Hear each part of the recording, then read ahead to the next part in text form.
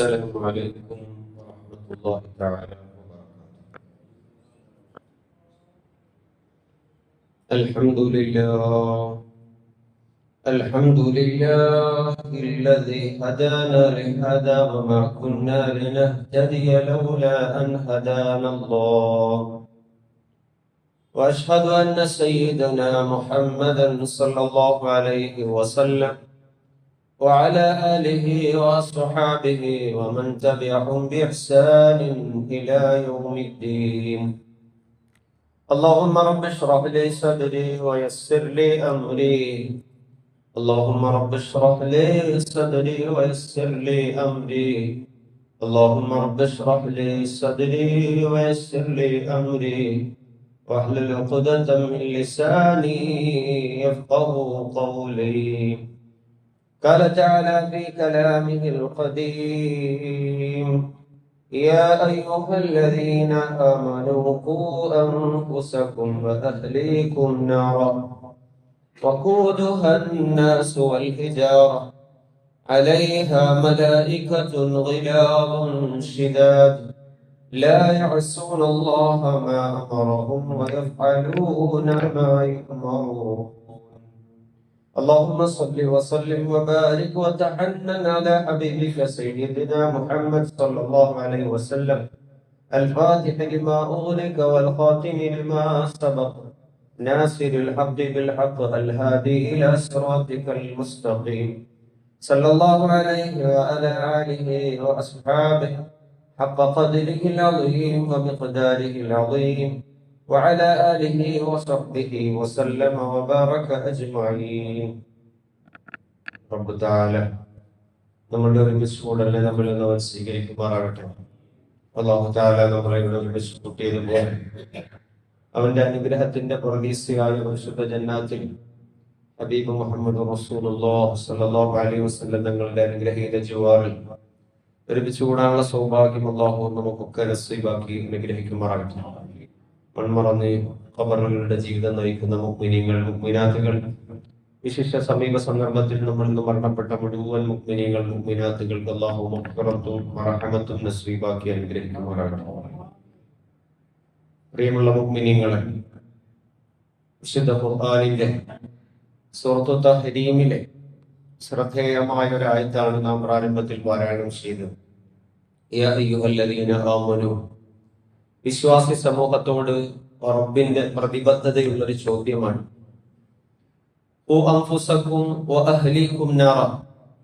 നിങ്ങളെയും നിങ്ങളുടെ കുടുംബത്തെയും നരകത്തിൽ നിന്ന് സംരക്ഷിക്കുക എന്ന ഉത്തരവാദിത്വം കുടുംബനാഥൻ എന്ന നിലക്ക് കുടുംബത്തിന്റെ കാര്യങ്ങളെ കൈകാര്യം ചെയ്യുന്ന വിശ്വാസി എന്ന നിലക്ക് നിങ്ങൾക്ക് ഓരോരുത്തർക്കും നിർബന്ധമാണ്. നിങ്ങൾ നിങ്ങളെ സൂക്ഷിക്കുക. നിങ്ങളുടെ പ്രിയപ്പെട്ട അഹ്ലുകാരായ മക്കളെയും ഭാര്യയെയും നിങ്ങളുമായി ബന്ധപ്പെട്ട് ആശ്രിതരായി കഴിയുന്നവരെയും നല്ല രീതിയിൽ നരകത്തിൽ നിന്ന് സൂക്ഷിക്കുക. അവരെ ദീനിയായ ചിട്ടയിലും ചുറ്റുപാടിലും വളർത്തുക എന്നത് വിശ്വാസി എന്ന നിലക്ക് നമുക്ക് ഓരോരുത്തർക്കും നിർബന്ധമായ കർത്തവ്യമാണ്, നമ്മളുടെ മേൽ നിർബന്ധമായ കാര്യമാണ്. ലോകം കണ്ട ഏറ്റവും വലിയ ഒരു മഹാനാണ് ഷെയ്ഖ് ഫതഹുൽ മുസ്ലി റഹിമഹുല്ലാഹ്. കാലം കണ്ട റൗളത്തുർ റയാഹീനിലൊക്കെയും അവരെ കുറിച്ച് എഴുതപ്പെട്ടിട്ടുണ്ട്. ഒരു മകന്റെ ചടുലതയെ കുറിച്ച്, കുടുംബജീവിതത്തിന്റെ ഏറ്റവും നല്ല സുന്ദര ചിത്രങ്ങളായ മക്കളെ കുറിച്ച് മഹാനവറുകളുടെ ഒരു സംഭവം വിശദീകരിക്കുന്നുണ്ട്. ഇപ്രകാരമാണ്: ഹജ്ജിന് നടന്നു പോകുന്ന മലഞ്ചെരുവുകളിൽ കടന്നു പോകുന്ന ഒരു പ്രിയപ്പെട്ട മകനെ ചെറിയ പ്രായത്തിൽ അവന് പ്രായപൂർത്തിയായി എത്തുന്നതിനു മുമ്പ് ഫതഹുൽ മുസ്ലി റളിയല്ലാഹു തആല അൻഹു കാണുന്നുണ്ട്. മകനെ, നീ എവിടേക്കാണ് നിന്റെ ഈ ജൈത്രയാത്ര തുടരുന്നത് എന്ന് ചോദിക്കുമ്പോ, ഞാൻ പരിശുദ്ധനായ റബ്ബിന്റെ ഭവനത്തെ ലക്ഷ്യമാക്കി പോവുകയാണ്. നീ എന്താണ് ഉച്ചരിച്ചു കൊണ്ടിരിക്കുന്നത് എന്ന് ചോദിക്കുമ്പോ, ഞാൻ വിശുദ്ധമായ ഖുർആൻ ഉച്ചരിക്കുകയാണ് എന്ന് ആ മകൻ മറുപടി പറയും. മകനോട് ചോദിച്ചു, മഹാനവറുകൾ ഇത്രയും ദൂരം വലിയ പ്രയാസം സഹിച്ച്, അതും കാൽനടയായി നടന്നുകൊണ്ട് ഇതെങ്ങനെ സാധിക്കുന്നു എന്ന് ചോദിക്കുമ്പോൾ ആ മകൻ പറയുന്ന ഒരു മറുപടി ചരിത്രത്തിൽ ശ്രദ്ധേയമാണ്. ഞാൻ നടക്കുന്നത് റബ്ബിന്റെ തൃപ്തിക്കു വേണ്ടിയാണ്, അവന്റെ പൊരുത്തത്തെ ഉദ്ദേശിച്ചിട്ടാണ്. മകനെ, നിനക്ക് മരണമെത്തിയിട്ടില്ല, നിനക്ക് പ്രായത്തിന്റെ മൂർധന്യാവസ്ഥയോ പ്രയാസങ്ങളോ എത്തിയിട്ടില്ല, പിന്നെ എന്തിനാണ് ഈ ചെറുപ്രായത്തിൽ ഹജ്ജിനു വേണ്ടി നീ പുറപ്പെടുന്നത്? മകൻ പറഞ്ഞു, അല്ലാഹു തആലയുടെ അടുക്കൽ മരിക്കുന്ന മനുഷ്യർക്കുള്ള അവരുടെ വയസ്സോ പ്രായമോ അല്ലാഹു തആല ഗൗനിക്കുന്നതായി ഞാൻ എന്റെ ചെറിയ ജീവിതത്തിൽ കാണുന്നില്ല. എനിക്കും മരണം ഏത് സന്ദർഭത്തിലും വരാം. അതുകൊണ്ട് ആ മരണത്തിന് മുമ്പായി അവന്റെ കഅബത്തുൽ മുശറഫയെ സന്ദർശിക്കണമെന്ന എന്റെ ആഗ്രഹത്തിന്റെ പൂർത്തീകരണത്തിനാണ് ഞാൻ നടക്കുന്നത്. ഞാൻ ഓതിക്കൊണ്ടിരിക്കുന്നത് ഖുർആനാണ്. അല്ലാഹു തആലയുടെ അടുക്കൽ നീ എന്ത് അമൽ ചെയ്തു എന്ന് ചോദിച്ചാൽ എനിക്ക് പറയാൻ ഖുർആനിന്റെ ശകലങ്ങളെങ്കിലും വേണം എന്ന മകൻ പറയുകയാണ്. രണ്ടാമത് ചോദിച്ചു, ലാ സാദ വലാ റാഹില, ഇത്രയും വിദൂരമായ ദേശത്ത് സഞ്ചരിക്കുന്ന നിന്റെ കയ്യില് പ്രത്യേകമായ ഒരു സ്വത്തോ അല്ലെങ്കിൽ ഭക്ഷണ വിഭവത്തിനുള്ള സാമഗ്രികളോ ഒന്നും കാണുന്നില്ലല്ലോ മകനെ. ആ മകൻ പറഞ്ഞു, പ്രിയപ്പെട്ടവരെ, അല്ലാഹു തആലയുടെ അടുക്കലേക്ക് നിങ്ങൾ പോകുമ്പോ ഒരാതിഥേയനായി നിങ്ങൾ ഒരു വീട്ടിലേക്ക് ചെന്നാൽ നിങ്ങളുടെ കൈവശം ഭക്ഷണം സൂക്ഷിച്ചിട്ടാണ് ആ വീടിന്റെ ആതിഥേയത്തിലേക്ക് നിങ്ങൾ ചെല്ലുന്നതെങ്കിൽ, അതിഥിയായി നിങ്ങൾ ചെല്ലുന്നതെങ്കിൽ ആ ആതിഥേയന് എന്ത് ബുദ്ധിമുട്ടുണ്ടാകും? റബ്ബ് തആല എന്ന ഏറ്റവും ഉന്നതനും ഏറ്റവും ഉദാത്തനും ഉദാര മനസ്ഥിതിയുടെ ഉടമസ്ഥനുമായ അല്ലാഹു തആലയുടെ വിളിക്കാണ് ഞാൻ ഉത്തരം നൽകിയിരിക്കുന്നത്. ആ വിളിക്ക് ഉത്തരം നൽകുന്ന എന്നെ സംബന്ധിച്ചിടത്തോളം എന്റെ മനക്കരുത്താണ് എന്റെ ഈമാനിന്റെ ആർജവം. അതുകൊണ്ട് ആ മനക്കരുത്തുകൊണ്ട്, ആ ശക്തമായ കാലുകൾ കൊണ്ട് ഞാൻ നടക്കുന്നത് അവന്റെ ഭവനത്തിലേക്കാണ്. പ്രിയപ്പെട്ട മകനെ, നിന്റെ ഈ വിഷയം എന്നെ വല്ലാതെ അത്ഭുതപ്പെടുത്തുന്നു എന്ന് പറയുമ്പോ ഷേഖ് മുസ്ലി തങ്ങളോട് ആ മകൻ പറയുന്നതായി ചരിത്രം രേഖപ്പെടുത്തുന്നു. റൗദത്തുർ റയാഹീനിൽ റബ്ബ് തആലയുടെ വിളിക്ക് ഉത്തരം നൽകാൻ മനക്കരുത്തെന്ന ഈമാനിക ആവേശം സന്നിവേശിപ്പിക്കാത്ത അങ്ങയെ കുറിച്ച്, ഈമാനിന്റെ ജ്വാലയും അതിന്റെ ജ്യോതിസും സമ്മേളിക്കേണ്ട സൂഫി ചക്രവാള ശിവയിലെ അറിയപ്പെടുന്ന ഒരു മഹാനരായ അങ്ങക്ക് ഈമാനിന്റെ മനക്കരുത്ത് കുറഞ്ഞു പോയതിനെ ഞാൻ അത്ഭുതപ്പെടുന്നു എന്ന് ലോകം കണ്ട ദാർശനികരിൽ പ്രമുഖനായ, മഹത്തുക്കളിൽ പ്രമുഖനായ ഒരു സൂഫി വര്യനോട് ഒരു മകൻ പറഞ്ഞതായി എഴുതുന്നുണ്ട്. മക്കളെ വളർത്തിയതിന്റെ, മക്കളെ ചിട്ടയായി പഠിപ്പിച്ചതിന്റെ, മക്കളെ ചിട്ടയായി ദീനീ ബോധവും ഈമാനിക ആവേശവും സന്നിവേശിപ്പിച്ചതിന്റെ ഏറ്റവും നല്ല മകുടോദാഹരണങ്ങളാണ് ഈ കാണുന്നതൊക്കെയും. മക്കളെ ഏറ്റവും നല്ല രൂപത്തിൽ വളർത്തി വലുതാക്കുന്നതിന്റെ പ്രമേയമാണ് നമ്മൾ കഴിഞ്ഞ ആഴ്ച പറഞ്ഞത്. ഒരു മകൻ നടന്നു പോകവേ കരഞ്ഞുകൊണ്ട് നടക്കുന്ന മകനെ സയ്യിദുനാ ഉമർ ഇബ്നുൽ ഖത്താബ് തങ്ങൾ കാണുന്നുണ്ട്. എന്താണ് മകനെ കരഞ്ഞുകൊണ്ട് നടന്നു പോകുന്നത്? പറഞ്ഞു, എന്റെ വിശുദ്ധമായ ഖുർആനിന്റെ ഒരായത്താണ് എന്നെ കരയാൻ പ്രേരിപ്പിക്കുന്നത്.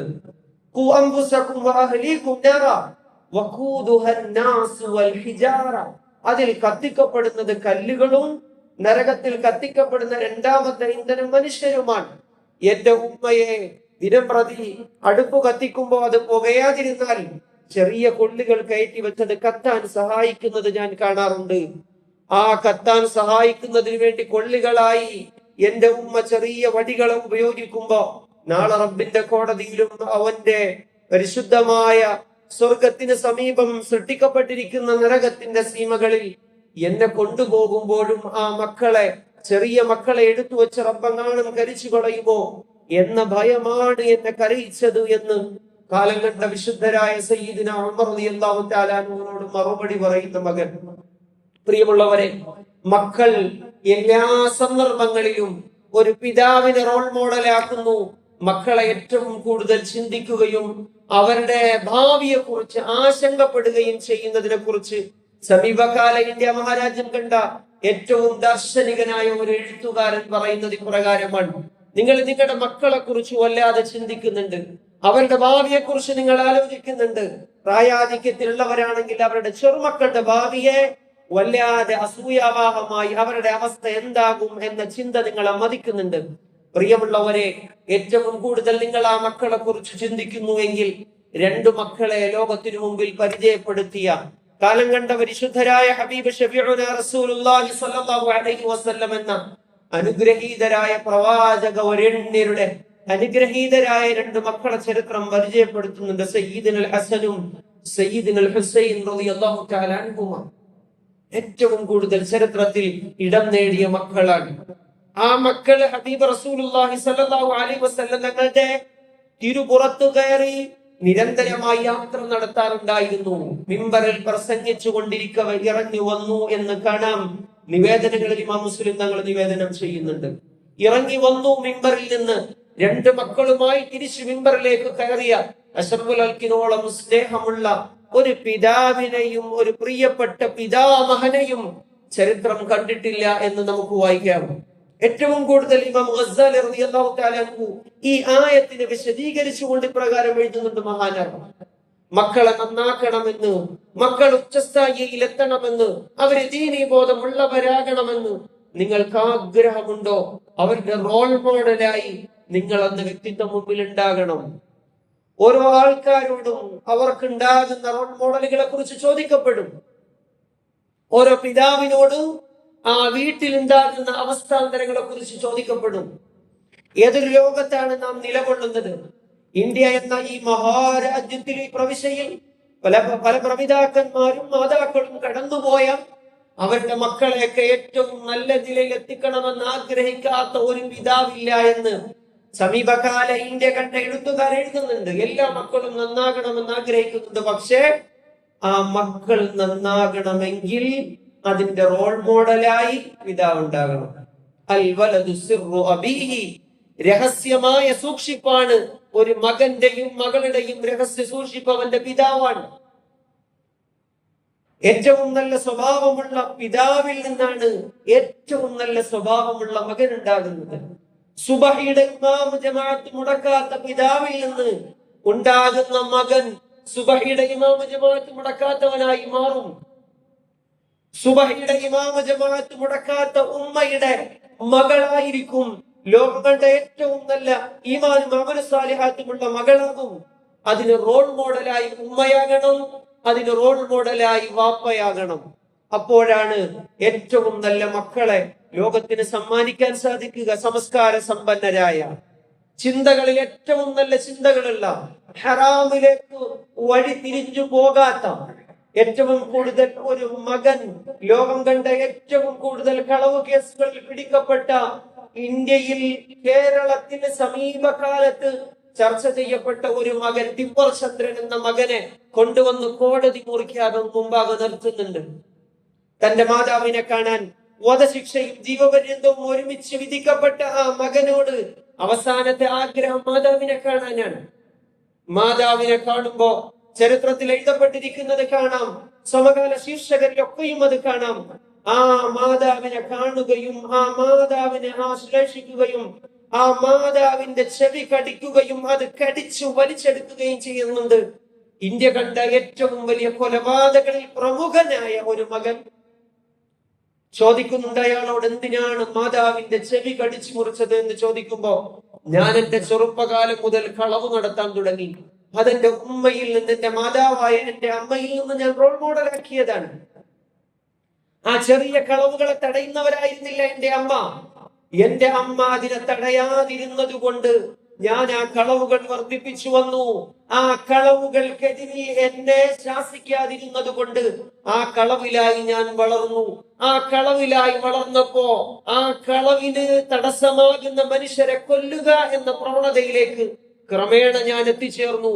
അങ്ങനെ ഞാൻ ഏറ്റവും വലിയ കള്ളനായി ഇന്ന് ഈ കോടതി മുറിക്ക് മുമ്പാകെ ജീവപര്യന്തവും ഒരേ സമയം അതിനുശേഷം വധശിക്ഷയും വിധിക്കപ്പെട്ടവനായി ഞാൻ മാറിയെന്ന് സമീപകാല 10, 20, 30 വർഷത്തിനപ്പുറം കണ്ട ഒരു കളവുകാരൻ പറഞ്ഞതിന്റെ പിന്നാമ്പുറങ്ങൾ അന്വേഷിച്ച് സമീപകാലഘട്ട തുളസീധരന്റെ എഴുത്തുകളിൽ കൂടി വായിക്കുമ്പോൾ അദ്ദേഹം പറയുന്നുണ്ട്, ആ മകനെ മോട്ടിവേറ്റ് ചെയ്യുന്നതിൽ, ആ മകനെ ഇൻട്രൊഡ്യൂസ് ചെയ്യുന്നതിൽ, ആ മകന്റെ ചാലക ശക്തികളെ തിരിച്ചുവിടുന്നതിൽ ആ മാതാവ് കാണിച്ച അലംഭാവം മാത്രമല്ല, ആ മാതാവ് കാണിച്ച മോശമായ റോൾ മോഡൽ ആ മകൻ ചെറുപ്പകാലം മുതലേ വളർത്തി എന്നതാണ്. ഹദീസ് റസൂലുള്ളാഹി സ്വല്ലല്ലാഹു അലൈഹി വസല്ലം തങ്ങളുടെ അടുക്കൽ ഉള്ള ഒരു ഹദീസ് നമുക്ക് കാണാം. ലാ തക്ദിബു, തങ്ങളുടെ ഒറ്റ ഹദീസാണത്. ലാ തക്ദിബു, നിങ്ങൾ കളവ് പറയരുത്, നിങ്ങൾ കളവ് പറയുന്നവരാകരുത്. മോശം പറയുന്നവരാകരുത് എന്ന് പറയുന്നത് പോലെ തന്നെ വളരെ പ്രാധാന്യത്തോട് പറയുന്നുണ്ട്. ചോദിച്ചാഗതൻ പലഗുരു ആവശ്യപ്പെട്ടു തങ്ങളെ സ്വല്ലല്ലാഹു അലൈഹി വസല്ലം വസല്ലം മറ്റൊരു ഉപദേശം പല പ്രാവശ്യം ചോദിച്ചപ്പോ പറഞ്ഞു, കളവ് പറയരുത്, കളവുമായി ബന്ധപ്പെടരുത് എന്ന ഒരൊറ്റ ഉപദേശം സാംശീകരിക്കപ്പെട്ട ഒരു പിതാവിൽ നിന്ന് കളവ് പറയുന്ന മകനെ ഉണ്ടാകാൻ സാധ്യമല്ല. തങ്ങൾ സല്ലല്ലാഹു അലൈഹി വസല്ലം തങ്ങളുടെ അനുഗ്രഹീതമായ തിരുവചസ്സുകളെയൊക്കെയും നമുക്ക് കാണാം.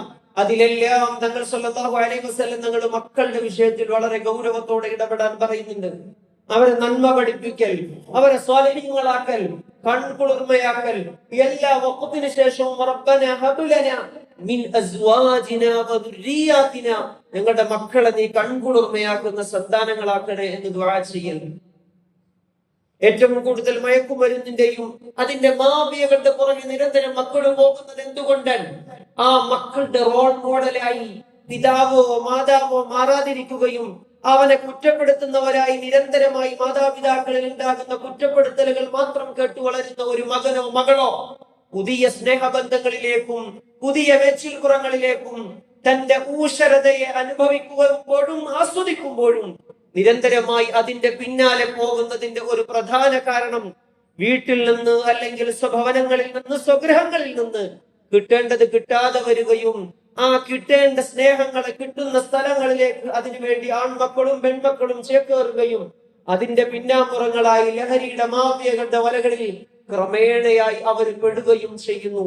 പിതാവിനോട് സംസാരിക്കാത്ത എത്ര മക്കളാണ് ഇന്നും നമ്മുടെ വീടകങ്ങളിലുള്ളത്? മാതാവിനോട് സംവദിക്കാത്ത എത്ര മക്കളാണ് വീടകങ്ങളിൽ കഴിഞ്ഞുകൂടുന്നത്?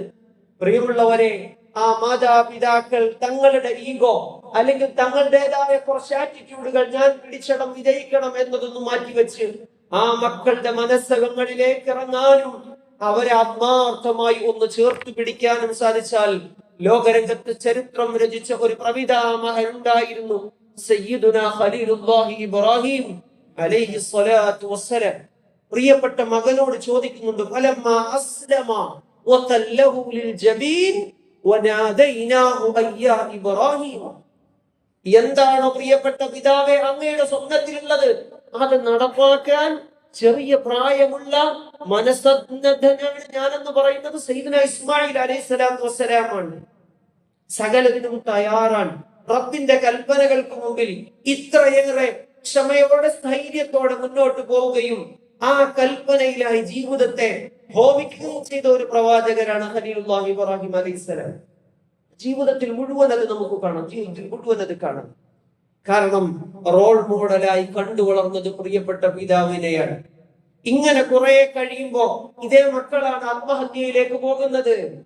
വേണ്ടാത്ത സ്നേഹങ്ങൾ കിട്ടാത്തിടത്ത് നിന്ന് കിട്ടുകയും ആ സ്നേഹങ്ങൾ ഒരു വേള അവസാനിച്ചു പോവുകയും ചെയ്യുമ്പോ തന്റെ ജീവിതങ്ങളെ അവസാനിപ്പിക്കുന്നതിലേക്ക് പോകുന്നത് ആ മക്കളാണ്.